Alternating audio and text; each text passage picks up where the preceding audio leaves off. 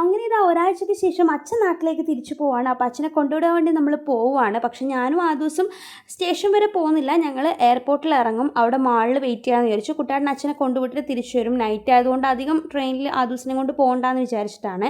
അപ്പോൾ ഇതാ ഞങ്ങൾ തൃശ്ശൂരിലെത്തിയപ്പോൾ ഞങ്ങൾ ഇറങ്ങിയിട്ടുണ്ട്. ഇനിയിപ്പോൾ കുട്ടാടനെ കൊണ്ടുവിട്ടിട്ട് തിരിച്ചു വരുന്നത് വരെ ഞങ്ങൾ എയറോ ഹബ്ബ് മാളിൽ വെയിറ്റ് ചെയ്യും. എയർപോർട്ടിൻ്റെ അടുത്തുള്ള മോളാണ് എയറോ ഹബ്ബ് മോള്, എൻ്റെ വീഡിയോ കാണുന്നവർക്ക് അറിയായിരിക്കും. അപ്പോൾ ഇവിടെ പൊങ്കലിന് 2 ദിവസം മുന്നേ പോയതുകൊണ്ട് തന്നെ അവിടെ പ്രോഗ്രാംസും കാര്യങ്ങളൊക്കെ നടക്കുന്നുണ്ടായിരുന്നു. പിന്നെ കുട്ടാട്ടൻ വരുന്നത് വരെ സമയം കളയേണ്ടതുകൊണ്ട് ഞാൻ മിനിസോയിൽ ജസ്റ്റ് കയറി.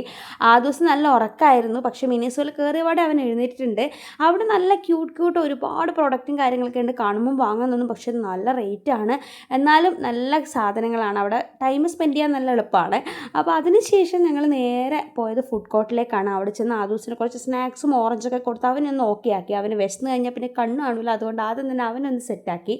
അതിനുശേഷം ഞങ്ങൾ നേരെ താഴെ വന്ന് പ്രോഗ്രാം കാണുവാണ്. വലിയ തിരക്കൊന്നും ഇന്നില്ല, അതുകൊണ്ട് തന്നെ കുറച്ച് പിള്ളേരൊക്കെ നല്ല ഡാൻസൊക്കെ കളിക്കാനും എല്ലാത്തിനും സ്ഥലമുണ്ട്, അല്ലെ ഈ ഏരിയയിലൊക്കെ നല്ല തിരക്കായിരിക്കും.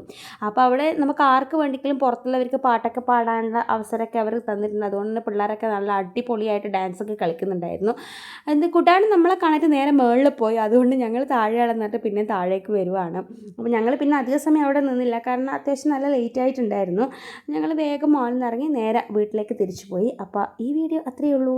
ബൈ.